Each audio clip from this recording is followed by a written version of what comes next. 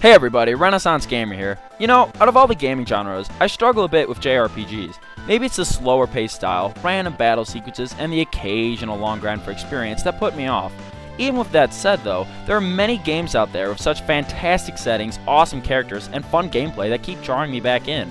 But today, I'm here to talk about one of my all-time favorite series, Paper Mario. Specifically, we will be spilling the beans today on the game that started it all, Paper Mario on the Nintendo 64. With all this said, let's go take a look at all the things that even you may have missed. Paper Mario is an action-adventure RPG released in 2000 on the Nintendo 64. Filled to the brim with fun and charm, the game successfully spawned the Paper Mario series that we know today. However, any dedicated fan would be able to tell you that Paper Mario wasn't the first great Mario RPG made. Super Mario RPG Legend of the Seven Stars first came out on the Super Nintendo Entertainment System in 1996, and dazzled people with its funny dialogue, intense battle sequences, and lovable party members. Due to the success, Nintendo started development on Super Mario RPG 2 on the Nintendo 64 disk drive. But Nintendo did hit a few roadblocks in development. As many Nintendo fanboys such as myself know, the Nintendo 64 disk drive wasn't quite the hot seller it was intended to be. Then to further the dilemma, a direct sequel to Super Mario RPG would have been impossible without the permission and involvement of Square Enix. But luckily none of this stopped Nintendo. Instead of scrapping the idea, they shifted production of the series onto the Nintendo 64 under the name of Super Mario Adventure. Then after they added the charming humor and graphics that we love today, Paper Mario was born. Now even though it became its own game, Paper Mario still owes a great deal to Super Mario RPG. Now the list goes on for quite a while, so I'll just cover some of the fundamentals. Both of the game's plots involve locating 7 stars to protect the granting of wishes. In a similar fashion, both games have Bowser's Castle as an unreachable destination until the end of the game, where the boss is fought. In fact, even many of the locations and bosses have similarities, such as Super Mario RPG's Smilax boss and Paper Mario's Lava Piranha. Now with all these things said, Super Mario RPG's greatest contribution was the combat system. Both games have an engaging action command system that allows the player to influence the battle with well-timed button presses. With such an entertaining battle system, it's no surprise that both games were successful RPGs. It is for this reason that Paper Mario is considered the spiritual successor to Super Mario RPG Legend of the Seven Stars.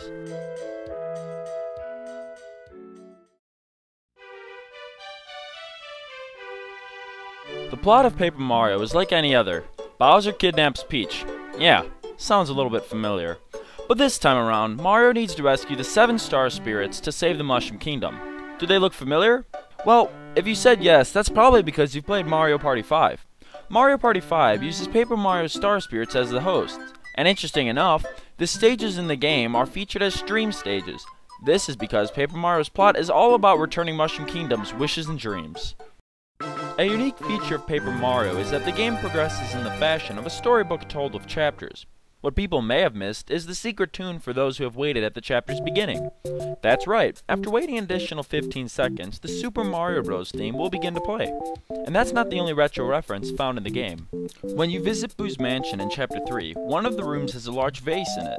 Upon jumping in it, you are transformed into 8-bit Mario and welcomed with the same retro theme.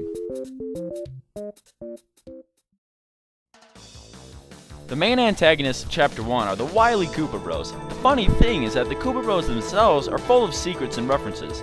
The one you're probably thinking is obvious. Why are the Ninja Turtles in my Mario game?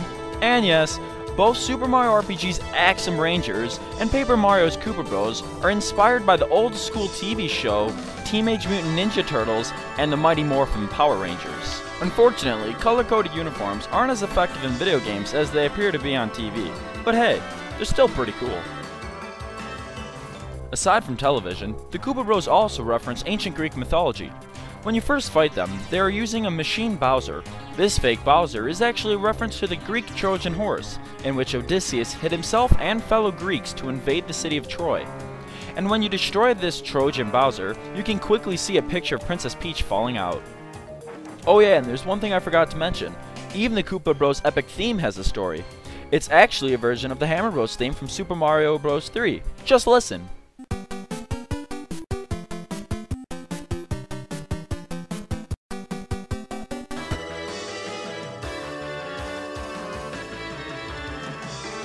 It's so cool. I mean, for the first boss, they're so wacky and overconfident. Come on, how could you not love the Koopa Bros? Fans of the Mario Kart series will enjoy this next little secret. Chapter 2 has Mario and friends traveling to the Dry Charred Desert, where they need to take a train to get to Mount Rugged first. The thing is, this entire area of the Dry Charred Desert and Mount Rugged was actually featured first in Mario Kart 64 in the stage Calamari Desert. The track is a desert race course that runs alongside a train. In fact, the stage music, which is the song I'm playing now, was actually used in Paper Mario when aboard the train K64. The name K64, of course, is a reference to the Calamari Desert in Mario Kart 64.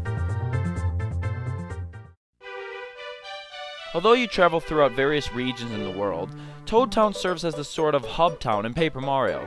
There are many things that you can do here, but I always saw that the dojo was the most interesting. When you begin, you need to best the pupils Lee and Champ. And if it slipped your notice the first time, yes, the students are actually named after the martial artists Bruce Lee and Jackie Chan. After you best the students, you get to battle the Master. Now the Master is quite the secret-filled character. The Master is based off of Super Mario RPG's Jinx, as both Jinx and the Master are dojo senseis and are fought 3 times, with each battle becoming progressively more difficult. In fact, the Master is actually the super boss of Paper Mario, because the 3rd time you fight him, he is actually more powerful than the final boss Bowser, as they both have 99 HP, but the Master has a greater attack at 10. I mean, come on, the dude goes Super Saiyan. He's pretty strong. So what's also really cool is that the Master and 3 other characters have close connections with one another. Get this, Toad Town's own cook, Tasty, is actually the Master's sister, and Tasty was taught to cook by Goomba's village's Goomba. And to top it all off, Goomba, Goomba's husband, was a former sparring partner with the Master. Come on, that's pretty intricate. Well, I hope you guys are ready for the final secret I'll be mentioning. It's actually my favorite secret in all of Paper Mario. Although I feel I should tell you something. The secret isn't even about Mario at all. It's actually about someone who's been waiting quite some time now for his spotlight. To start, we're gonna have to go back to Super Mario 64, for there has been a long debated Easter egg. In the castle courtyard on a statue, people conceived the text, L is real, 2401. Initially, people thought that this meant that Luigi would be unlockable after collecting 2,401 coins. However, Luigi was never found in the game. But when Paper Mario was released in North America, people went back and looked at the plaque through new eyes.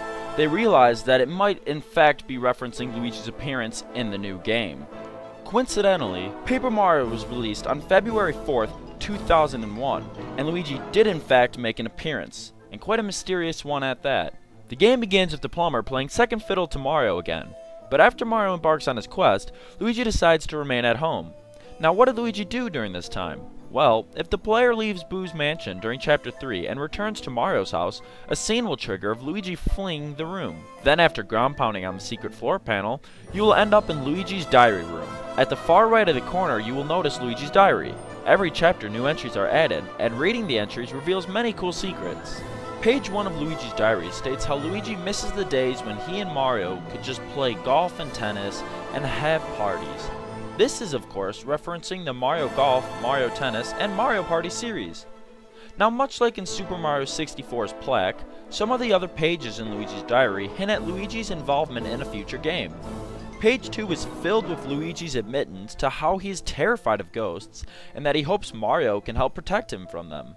Page 7 further nudges at the hint, as it contains Luigi's want to be the lead in an upcoming adventure, even going so far as to requesting that his name be in the title. Still not sure where I'm going with this? Well, let's jump to the Nintendo GameCube's launch title, Luigi's Mansion. Released in September 2001, the game follows the main character Luigi as he rids a haunted mansion of ghosts to save Mario. In other words, a game that is inspired directly by what Luigi mentioned in his diary. And that's not all, for Luigi's Mansion actually has a Paper Mario Easter egg itself. The first portrait ghost you fight is the book-loving father Neville. Close inspection reveals that the book he is reading is called Mario Story. So what? Mario Story is the Japanese name for, you guessed it, Paper Mario. Well, I hope you guys enjoyed the secrets that I had to share today. Maybe I even surprised you once or twice. Who knows? Paper Mario is one of my all-time favorite RPG. No, it's one of my all-time favorite game series, so I'm glad I got to share some of the really cool parts about it with you. Renaissance Gamer here, see you next time.